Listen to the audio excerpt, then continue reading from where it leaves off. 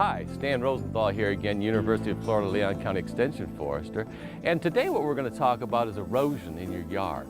A lot of us get bare soil like this, we get on a slope. It can be a real problem on how to fix this. And so I brought an expert with me today, Deborah Lawson, and she has a landscape design company called Rejuvenation.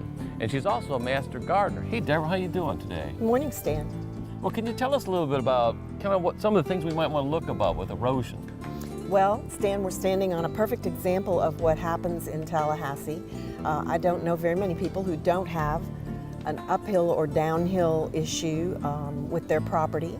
And we have very dry times where the soil gets hard. And then we have hard rains and the rain has to go somewhere and it's not quickly absorbed in those dry soils. So this is what we deal with. And people are looking for common sense solutions, something that's not necessarily going to take away their life savings.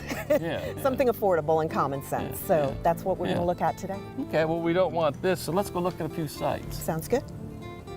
Well, Deborah, tell us what you've done here. Stan, as you can tell from the before photo of this area, we had a lot of erosion problems. We've got tree roots, we've got slope. The grass is not growing well. So the homeowners wanted this to be a better solution and a long-term solution and an attractive one.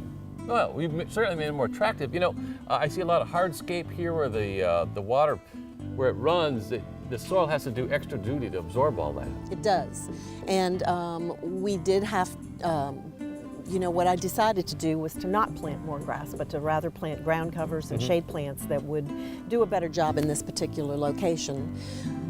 We did have to impact the roots of the trees some. I know you're probably concerned about that. And we had to tell the homeowners, you know, that the only way to deal with this issue and to put up a more substantial wall was to do that. But they're aware of it and they know that these trees are mature. Good, good. And the grass getting cut too short, you know, it's the usual situation in a shady area, then it can't do enough photosynthesis. That causes some of that problem, right? My choice of ground covers was specifically because the lawn service just continues to mow the grass very short, which is too short for a shady spot like this, and it's never going to take off. So the ground cover was a more common sense solution, something that could be maintained. Good. Well, Deborah, this is something else. I can see where this is all the water gathers. I mean, with all these hardscapes like the road and the driveway and the roofs and the compacted lawns, what'd you do about this?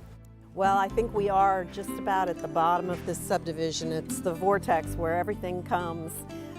We've done simple things and a little more complex things to deal with the water. Something simple like this outcropping of rocks and border grass to slow the flow of the water here by the driveway where the soil just wouldn't stabilize by itself and sod was not enough. And then more complex things like the design of this driveway with the swoop to make sure water wouldn't just rush into the garage. And then a French drain that actually extends that dip all the way along the front of the house with a gravel trench and some perforated pipe and landscape cloth so that the water has a place to go and then slowly percolate into the soil. You know how hard our rains are here, and the water has to have somewhere to go when it comes down hard on surfaces like this. Good simple solutions that look nice too, huh? Yes. Well, Deborah, this is kind of an interesting site. We've got a drainage ditch here. We've got this huge drainage ditch that the city's maintaining behind here. What's going on? Well, Stan, the drainage ditch works great. It channels all the water for this subdivision, but the water has to get to the ditch. And we had a real problem this summer when the property across the street was developed. They took the vacant lot and cleared it, and as they did the work, began to do the work over there, we had a lot of rain, and the rain washed right down this hill and right down the side of this property and into their pool. Oh my, that was disastrous. It was a pretty big mess. And it really took being on site during a hard rain and watching where the water was going to figure out what the solution to the problem was. And the solution was actually pretty simple. I dug this out and bermed the ground so that the water could keep flowing and flow into the drainage ditch instead of down the side of the property. We've done some berming here, some berming downhill, and it seems to have solved the problem. That's wonderful. Well, Deborah, this is a pretty interesting structure we got here in this driveway. Can you tell us a little about that? Stan, this is a simple, low-cost solution to having a long driveway where you would have a lot of wash and erosion. You simply build up the driveway to where you have a water bar, and this channels the water off the driveway, off to this little swale area where it can percolate into the soil. Kind of like a miniature holding pond. Exactly. Or you could call this a rain garden, and in a sunnier location, you could probably plant some flowers. You could, and there are even some shady things you can plant. And don't forget, you could do this in any type of driveway, so you could do it with asphalt or concrete as well. Interesting, interesting. Well, Deborah, you've had a lot of nice things to tell us today. I want to thank you for coming out. You're welcome, Stan. Well, I want to thank you guys for watching. Till next time, Stan Rosenthal.